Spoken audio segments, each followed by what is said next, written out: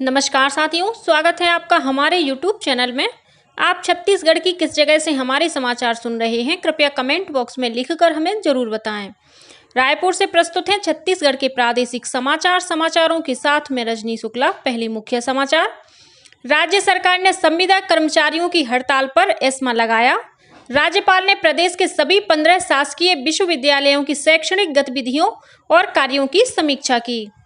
आंगनबाड़ी केंद्रों में बच्चों के पोषण स्तर की जांच के लिए चलेगा वजन त्योहार। 1 से 13 अगस्त तक मनाया जाएगा वजन त्योहार। सुकमा जिले के एर्राबोर स्थित शासकीय कन्या आवासीय विद्यालय की नाबालिग छात्रा से दुष्कर्म का मामला सामने आया। कलेक्टर ने अधीक्षक और सहायक अधीक्षक को किया निलंबित। और कोयला घोटाला मामले में ईडी द्वारा गिरफ्तार IAS अधिकारी रानू साहू को रायपुर की विशेष अदालत ने 10 दिन की न्यायिक रिमांड पर जेल भेजा। अब समाचार विस्तार से। राज्य सरकार ने संविदा कर्मचारियों की हड़ताल पर एस्मा लगा दिया है। ये संविदा कर्मचारी बीते 3 जुलाई से अनिश्चितकालीन हड़ताल पर हैं और नवा रायपुर के धरना स्थल पर लगातार प्रदर्शन कर रहे हैं। छत्तीसगढ़ सर्व विभागीय संविदा कर्मचारी महासंघ के बैनर तले 53 विभागों के कर्मचारी नियमितीकरण की मांग को लेकर हड़ताल पर हैं। आवश्यक सेवा अनुरक्षक कानून लगने के बाद अब कर्मचारी कार्य करने से इनकार नहीं करेंगे। जो भी कर्मचारी इनकार करेगा उनके खिलाफ राज्य सरकार कार्रवाई कर सकती है। मुख्यमंत्री भूपेश बघेल ने कारगिल विजय दिवस 26 जुलाई पर भारतीय जवानों की वीरता को नमन करते हुए कारगिल युद्ध के शहीदों को अपनी श्रद्धांजलि अर्पित की है। श्री बघेल ने कहा कि कारगिल विजय दिवस सिखाता है कि देश सबसे ऊपर है। यह दिन हमें देश के प्रति कर्तव्यों की याद दिलाता है। भारतीय सेना ने 26 जुलाई 1999 को अपने अदम्य साहस और शौर्य से विपरीत परिस्थितियों में भी घुसपैठियों से कारगिल को मुक्त कराकर ऑपरेशन विजय में सफलता प्राप्त की। इस गौरवशाली दिन की याद में हम हर साल कारगिल विजय दिवस मनाते हैं। यह देश के वीर सपूतों के प्रति सम्मान और कृतज्ञता प्रकट करने का दिन है। छत्तीसगढ़ के शहरी और ग्रामीण क्षेत्रों के आंगनबाड़ी केंद्रों में दर्ज बच्चों की पोषण स्तर की जांच के लिए वजन त्योहार का आयोजन किया जाएगा। आंगनबाड़ी केंद्रों में वजन त्योहार का आयोजन 1 अगस्त से 13 अगस्त तक किया जाएगा। इस संबंध में सभी अभिभावकों से आंगनबाड़ी केंद्र आकर अपने बच्चों का वजन कराने का आग्रह किया गया है। किशोरी बालिकाओं में अनीमिया के स्तर में सुधार के लिए वजन त्योहार के दौरान उनके अनीमिया के स्तर का आकलन भी किया जाएगा। वजन त्योहार के दौरान आंगनबाड़ी केंद्रों में 6 वर्ष से कम आयु बच्चों के पोषण स्तर का आकलन के साथ ही बच्चों की निःशक्तता की स्थिति भी ज्ञात की जाएगी। राज्यपाल विश्वभूषण हरिचंदन ने कहा है कि विश्वविद्यालयों पर विद्यार्थियों को संवेदनशील और देशभक्त नागरिक बनाने की बड़ी जिम्मेदारी है।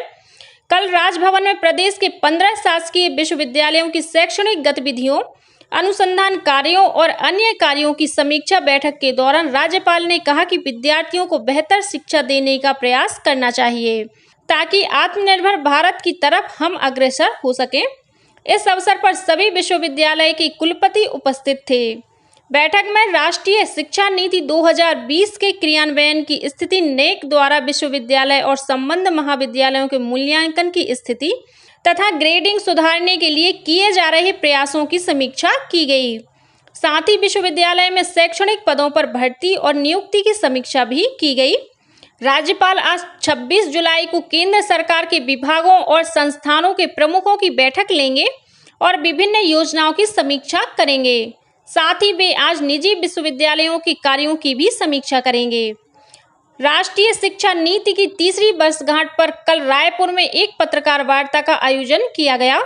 इस पत्रकार वार्ता को IIT भिलाई के निदेशक प्रोफेसर राजीव प्रकाश, NIT रायपुर के निदेशक professor NB Ramana Rao, IIM Raipur के प्रभारी निदेशक प्रोफेसर कमल जैन, केंद्रीय विद्यालय संगठन के उपायुक्त विनोद कुमार और IDSED के उप निदेशक रजनीश कुमार झा ने संयुक्त रूप से संबोधित किया। इस पत्रकार वार्ता का विषय राष्ट्रीय शिक्षा नीति के लक्ष्य एवं उपलब्धियां था। संबोधनकर्ताओं ने कहा कि राष्ट्रीय शिक्षा नीति सतत समावेशी और लचीली है। इसमें वैश्विक जरूरत के साथ ही राष्ट्रीय और स्थानीय जरूरत के हिसाब से शिक्षा देने पर जोर दिया गया है। इस शिक्षा नीति में इस बात पर विशेष ध्यान दिया गया है कि शिक्षा विद्यार्थी केंद्रित होना चाहिए, साथ ही इसे रोजगार परक भी होना चाहिए। इसके अलावा नई शिक्षा नीति में इस बात पर भी मुख्य जोर दिया गया है कि विद्यार्थियों को शिक्षा उनकी अपनी भाषा में मिलनी चाहिए। भारतीय प्रौद्योगिकी संस्थान IIT भिलाई के निदेशक प्रोफेसर राजीव प्रकाश ने कहा कि हमारे देश के छात्रों को जिस तरह की शिक्षा की जरूरत है, उसे ध्यान में रखकर ही यह नई राष्ट्रीय शिक्षा नीति बनाई गई है। प्रधानमंत्री नरेंद्र मोदी आगामी 29 जुलाई को नई दिल्ली में राष्ट्रीय शिक्षा नीति की तीसरी वर्षगांठ पर अखिल भारतीय शिक्षा समागम का शुभारंभ करेंगे। छत्तीसगढ़ सरकार ने केंद्र सरकार द्वारा पंचायतों के लिए आवंटित राशि में से 3,268 करोड़ 31 लाख रुपए का उपयोग किया है। यह जानकारी केंद्रीय पंचायती राज राज्य मंत्री कपिल मोरेश्वर पाटिल ने लोकसभा में दी। रायपुर सांसद सुनील सोनी के प्रश्न के जवाब में केंद्रीय पंचायती राज राज्य मंत्री ने बताया कि छत्तीसगढ़ सरकार ने सूचित किया है कि पंचायती राज मंत्रालय के मानदंडों का पालन करते हुए पंचायतों के लिए आवंटित धनराशियों में से 15 जुलाई तक 3,268 करोड़ 31 लाख रुपए का उपयोग किया गया है। केंद्रीय राज्य मंत्री ने बताया कि छत्तीसगढ़ सरकार को 3 सालों के दौरान 4,117 करोड़ 94 लाख रुपए की राशि आवंटित की गई थी।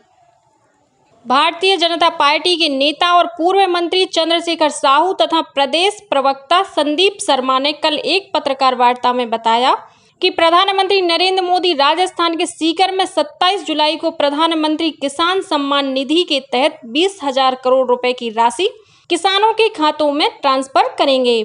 साथ ही वे PM प्रणाम योजना की शुरुआत भी करेंगे। इस योजना का उद्देश्य उर्वरकों के संतुलित उपयोग को प्रोत्साहित करना है। यह योजना किसानों की खुशहाली का माध्यम बनेगी।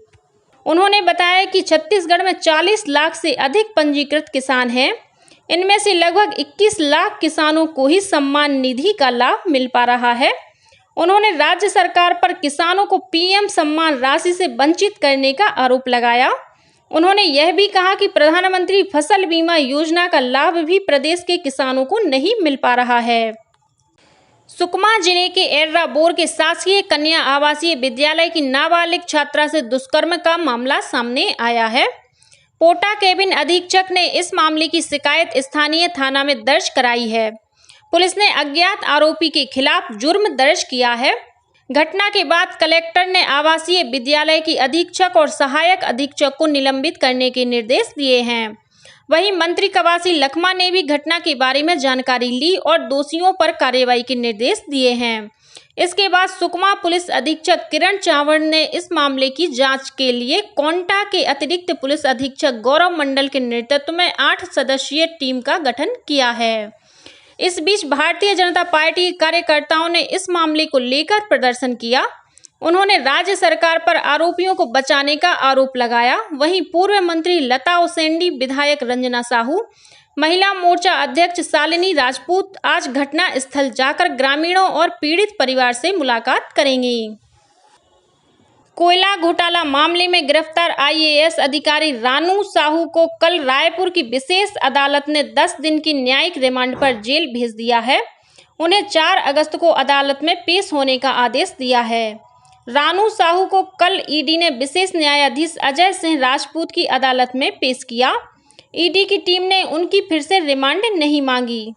इस वजह से उन्हें सीधे जेल भेजने के आदेश दिए गए। गौरतलब है कि रानू साहू को 22 जुलाई को प्रवर्तन निदेशालय ED द्वारा गिरफ्तार किया गया था। राजनांदगांव जिले से लगे महाराष्ट्र के गढ़चिरौली इलाके में 8 लाख रुपए के 2 इनामी माओवादियों ने पुलिस के समक्ष आत्मसमर्पण किया है। इन आत्मसमर्पित माओवादियों पर बीजापुर जिले में वर्ष 2017 में CRPF जवानों पर हुए हमले के दौरान एम्बुश लगाने का आरोप है।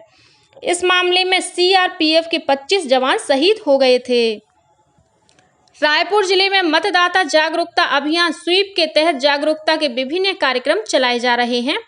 इसी कड़ी में मुख्य निर्वाचन पदाधिकारी रीना बाबा साहेब कंगाले ने कल प्रशिक्षण प्रशासन अकादमी निमोरा से EVM मोबाइल प्रदर्शन वैन को हरी झंडी दिखाकर रवाना किया। इस मोबाइल वैन को विभिन्न मतदान केंद्रों में ले जाया जाएगा, जहां लोगों को मतदान करने के लिए प्रेरित किया जाएगा। इस बीच विधानसभा निर्वाचन में 100% मतदान के लिए अब जिला प्रशासन द्वारा सोशल मीडिया इन्फ्लुएंस का भी सहयोग लिया जाएगा।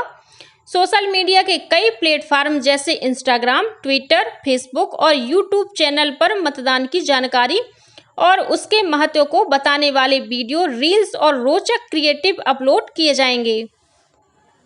जांजगीर चांपा जिले के कचहरी चौक में स्थानीय समस्याओं को लेकर भाजपा कार्यकर्ताओं ने विधानसभा स्तरीय धरना प्रदर्शन किया और राज्य सरकार की नीतियों के खिलाफ नारेबाजी की।